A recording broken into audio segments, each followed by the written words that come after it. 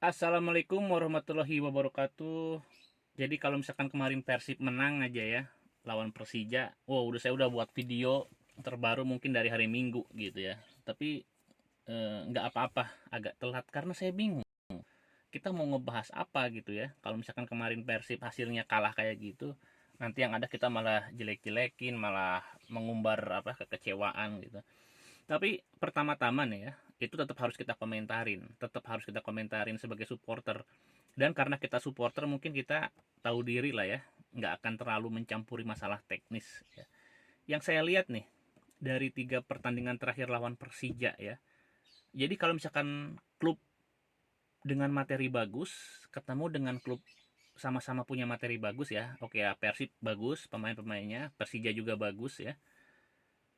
Nah, sebetulnya yang menjadi pembeda itu bukan kemampuan teknis saya pikir ya, tapi kejelian pelatih dan hal-hal yang mungkin terdengar naif seperti semangat juang, spirit, bermain dengan apa? Semangat gitu. Nah, apa yang kata orang banyak itu masalah nyali mental ya. Dan mau nggak mau kita harus mengakui itu. Jadi memang penyebab Persib kemarin nggak bisa menang, saya pikir masalah-masalah seperti itu gitu ya. 3 pertandingan terakhir, 2 final Piala Kemenpora sama game terakhir. Nah, saya pikir nggak terlihat gitu ya. Jadi kalau misalkan kita lihat permainan Persib, ya Persib memang main seperti itu. Dari kemarin kemarin juga memang main seperti itu ya, main wajar. Tapi kayaknya para pemain gitu ya, kayaknya nggak paham ini. Terutama para pemain asing ya, para pemain asing terutama mereka tuh nggak paham kalau ini lawan Persija gitu. Walau kita bukan musuh bebuyutan ya, bukan rival dari perserikatan, tapi kalau melihat kondisi kekinian kan tentunya ada reputasi yang harus dipertahankan gitu ya. Jadi bermain dengan apa? Serius banget ya, pakai banget itu mereka nggak bisa memunculkan itu gitu. Jadi begitu ya menurut saya gitu. Karena botoh bisa menilai lah, kecuali Persib mainnya udah edan-edanan, udah gimana, tiba-tiba kita kalah misalkan kena tiang 10 kali gitu ya, mendominasi gitu, itu juga bobotoh nggak akan uring-uringan, nggak akan emosi gitu ya. Tapi kan kita bisa lihat bahwa mereka itu nggak paham kalau pertandingan kali ini memang harus dimenangkan, itu mereka nggak paham gitu ya, mereka main biasa aja gitu. Oke, kita skip lah lawan Persijanya ya. Nah, berikutnya adalah lawan Persiraja. Saya sih pingin juga gitu berpikir out of box, cuma saya pikir lawan Persiraja ini kita mikirnya normal-normal aja ya. Persiraja ini salah satu kandidat terkuat apa? Degradasi ya. Salah satu kandidat terkuat tim yang nggak akan bisa bertahan. Materi pemain biasa banget, logistik juga kita sering lihat, bukannya ngejek ya. Kita sering lihat juga apa? Viral-viral video mereka yang dalam latihan kayaknya sulit dibandingkan dengan apa?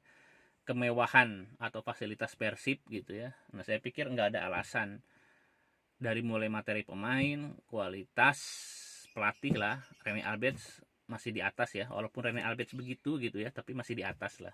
Saya pikir kita wajib ya, seri aja udah parah gitu, jadi memang wajib menang lawan Persiraja.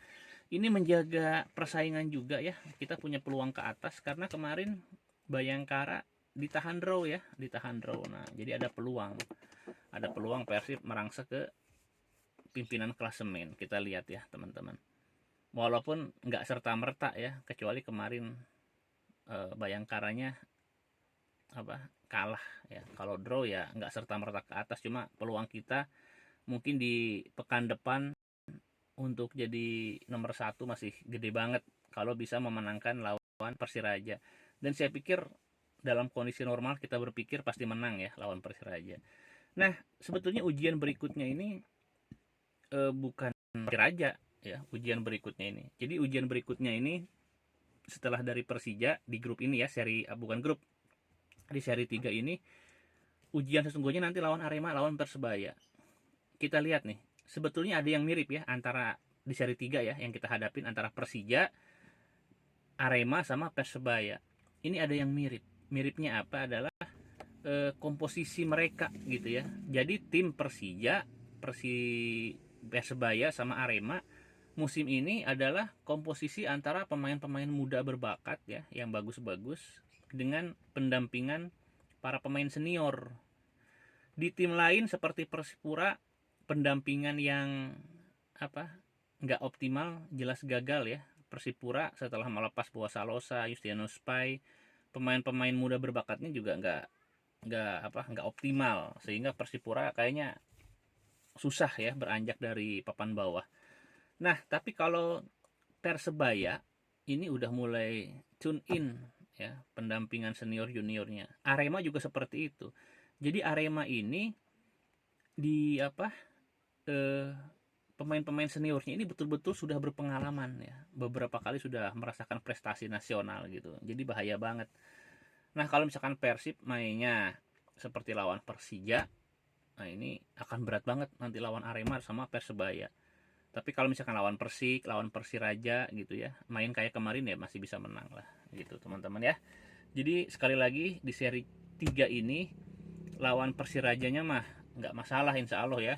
Nanti pas lawan Arema sama Persebaya tuh, itu yang jadi kunci gitu ya. Karena kalau saya perhatikan lawan-lawan Bayangkara nggak terlalu susah ya di pekan-pekan berikutnya gitu. Yang justru agak naik turun nih, ketemu lawan biasa, tahu-tahu yang bagus, lawan biasa, lawan bagus itu Persib gitu ya.